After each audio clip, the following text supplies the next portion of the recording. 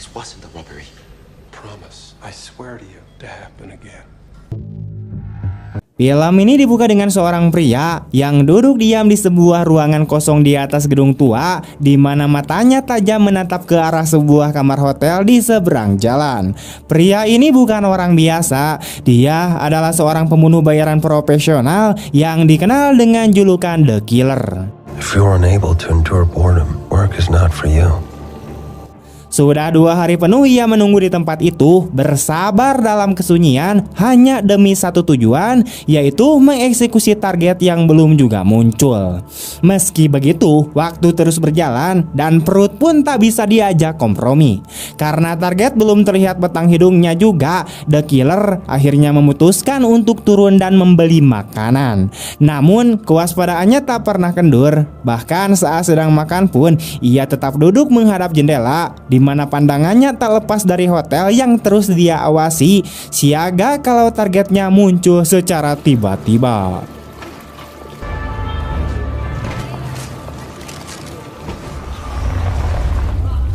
Di tengah waktu menunggunya, ada sebuah panggilan masuk dari atasannya, yaitu orang yang selama ini rutin memberinya misi-misi.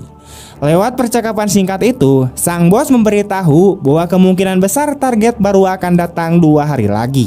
Dengan nada tenang, bosnya kemudian menyarankan agar The Killer memanfaatkan waktunya untuk zikir atau untuk bersantai dahulu. Mendengar itu, The Killer pun menerima saran tersebut dan memutuskan untuk sedikit melepas penat. Menjelang sore, ia kembali ke gedung kosong yang sudah seperti markas sementaranya. Kali ini, ia mencari posisi terbaik untuk mengeksekusi misi begitu target muncul. Diketahui bahwa selama berkarir sebagai pembunuh bayaran, The Killer belum pernah sekalipun gagal menjalankan tugas-tugasnya. Reputasinya tak main-main, ia adalah sosok yang sangat teliti, sabar, dan mematikan. Fireworks, breaking of glass.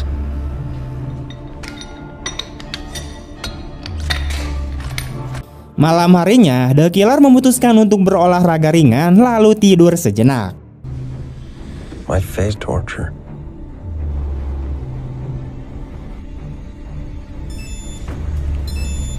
Singkat cerita, 2 hari kemudian diperlihatkan para pekerja hotel yang sedang mempersiapkan kamar untuk target. Melihat hal tersebut, The Killer segera menyiapkan senapannya karena target akan segera memasuki kamar hotel itu.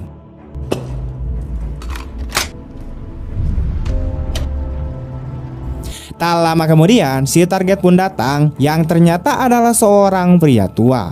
Rupanya, pria tua itu akan mengencani seorang wanita malam di kamar hotel tersebut. The Killer langsung membidik targetnya dengan senapan, namun sayangnya tembakannya malah mengenai wanita malam tersebut yang secara tidak sengaja berjalan ke arah bidikan. Weakness is vulnerability. Empathy is weakness. Akibat insiden itu, para pengawasi pria tua langsung datang untuk mengamankan majikannya. The Killer pun segera berusaha melarikan diri dan membuang semua barang bukti yang ia bawa, termasuk Vespa yang digeletakkan di pinggir jalan begitu saja, kemudian senapan yang dipicen di tong sampah, dan tak lupa menggerok janggotnya yang sudah bewokan.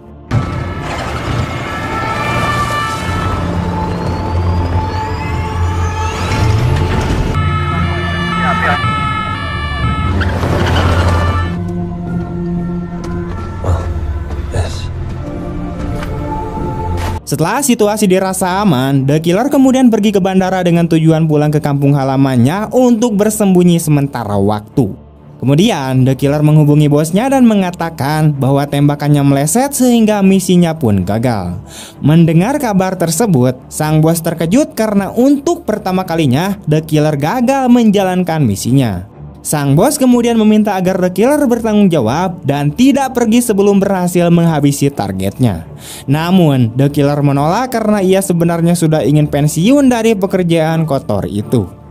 Mendengar penolakan tersebut, sang bos berkata, semoga The Killer tidak menyesali keputusannya.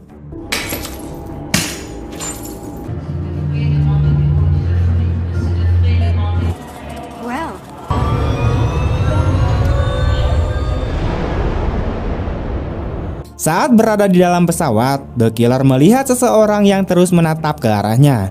Bahkan ketika pesawat transit, pria tersebut masih terus memperhatikannya. The Killer pun memutuskan untuk menginap satu malam demi menghindari pria yang terus-menerus mengawasinya karena ia khawatir pria itu adalah mata-mata dari kepolisian.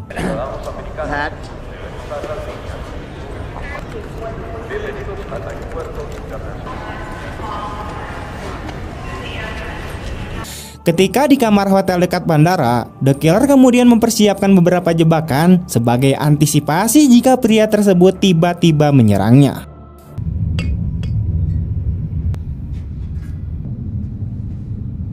Namun keesokan paginya, pria itu sudah tidak ada sehingga The Killer melanjutkan perjalanannya. Singkat cerita, The Killer pun tiba di Republik Dominika, di mana itu negara tempat ia dilahirkan sekaligus lokasi persembunyiannya. The Killer kemudian segera pergi ke rumah untuk menemui istrinya.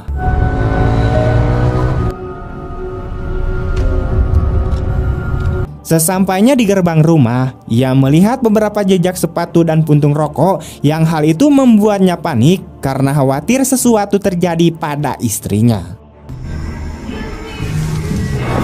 Ketika ia masuk ke dalam rumah, The Killer terkejut melihat kondisi rumah yang berantakan dengan bercak darah ada di mana-mana. Namun ia tidak menemukan sang istri.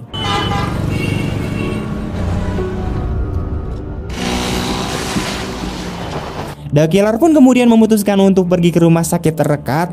Dan benar saja teman-teman, istrinya sedang koma dan dijaga oleh kakaknya. Di sana, The Killer menanyakan kepada kakak iparnya tentang apa yang sebenarnya terjadi. Sang kakak ipar kemudian menjelaskan bahwa ada dua orang tak dikenal yang tiba-tiba datang ke rumah dan menghajar istrinya hingga koma. Kedua orang tersebut datang menggunakan taksi berwarna hijau dan kini menghilang entah kemana. Mendengar itu, The Killer berjanji akan mencari kedua orang tersebut sampai ke akar-akarnya dan tidak akan membiarkan mereka lolos begitu saja. Hari itu juga, The Killer kembali ke rumah dan mengambil seluruh persenjataannya yang sebelumnya ia kubur di dalam tanah.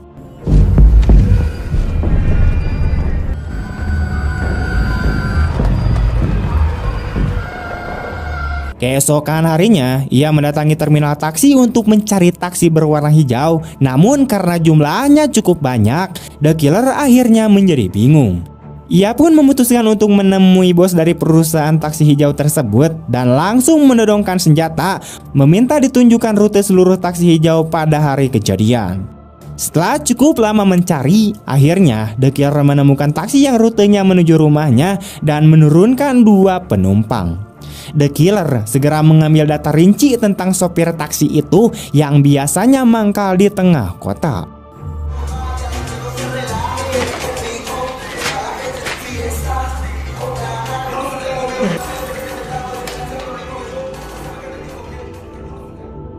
Keesokan harinya, The Killer menemukan taksi hijau yang dimaksud dan berpura-pura menjadi penumpangnya.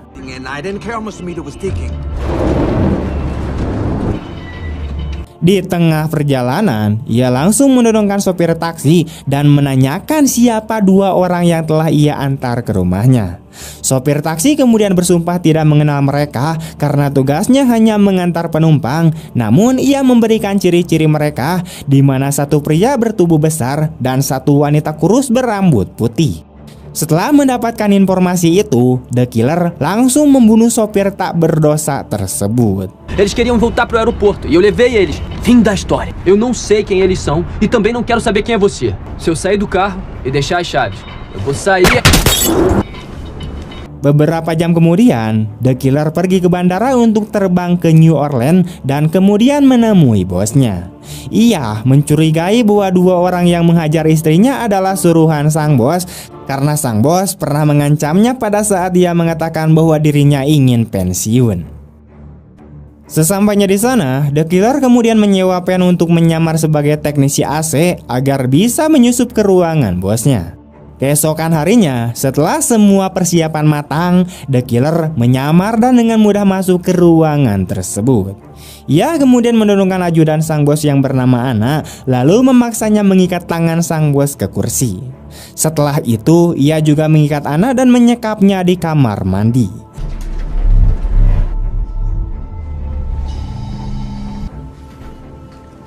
Because I can't conceive of anything I have to offer the male The Killer kemudian menginterogasi bosnya mengenai siapa dua orang yang disuruh menyerang istrinya. Ia sangat kecewa karena selama ini ia selalu setia bekerja untuknya. Sang bos kemudian menjawab bahwa tindakan tersebut hanyalah peringatan karena The Killer berani-beraninya menolak perintah. Mendengar itu, The Killer pun marah dan membunuhnya sambil berkata, "Nothing that I wish you will." Anjay. Never in my wildest imagination did I think you'd actually go home. You'll drown slowly, and I'll dispose of you.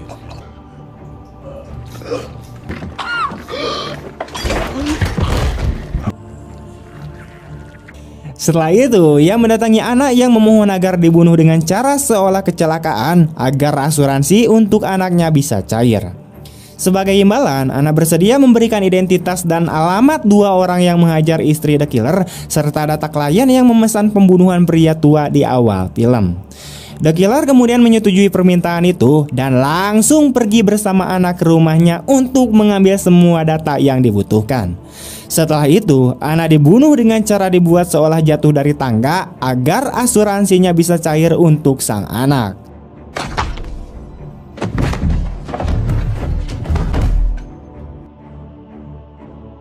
Keesokan harinya, The Killer menuju Florida untuk mengincar pria yang telah menyerang istrinya.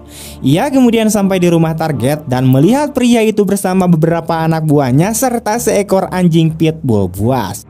The Killer kemudian pergi ke supermarket, membeli daging giling dan racun untuk membunuh anjing tersebut. Malam harinya, ia kembali ke rumah target, memberi makan anjing tersebut dengan daging beracun, lalu masuk lewat pintu belakang.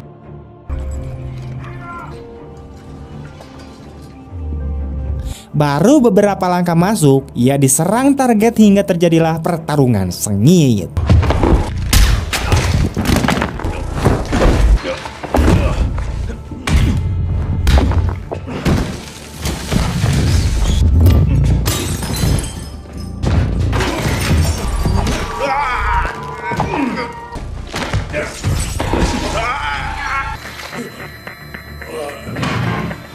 É você, não é? Olha, a maioria das pessoas. Ia sempat dikejar oleh pitbull lain, namun berhasil menghindar dan meledakkan rumah target.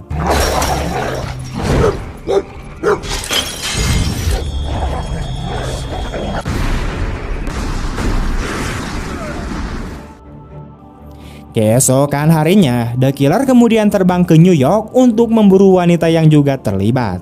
Ia mendatangi alamat yang diberikan Anna dan malamnya mengikuti wanita itu ke restoran.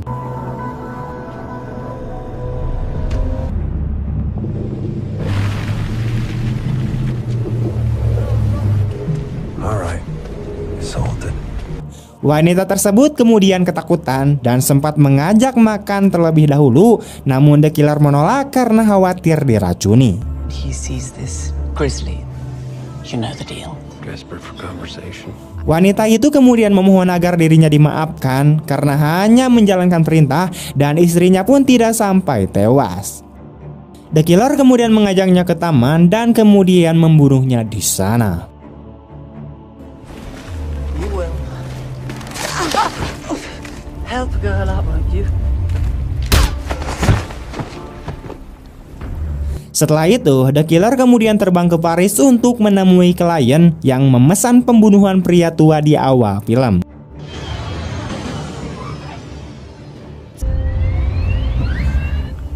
Ia mengawasi klien tersebut dan memfoto kunci apartemennya, lalu membuat duplikatnya.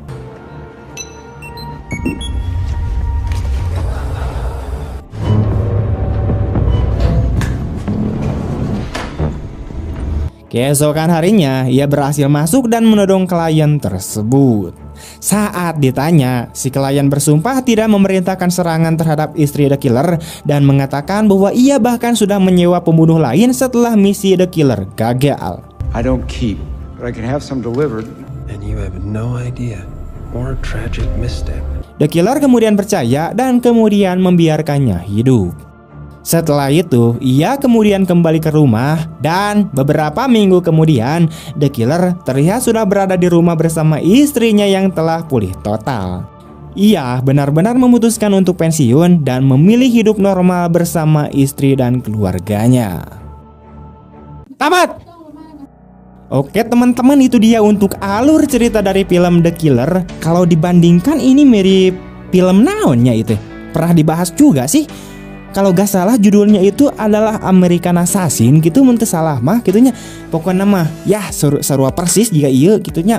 Oke teman-teman, terima kasih banyak telah menonton sampai akhir. Semoga kalian selalu diberikan kesehatan, kelancaran dan kemudahan rezekinya. Salam dari Melong Film dari Jawa Barat.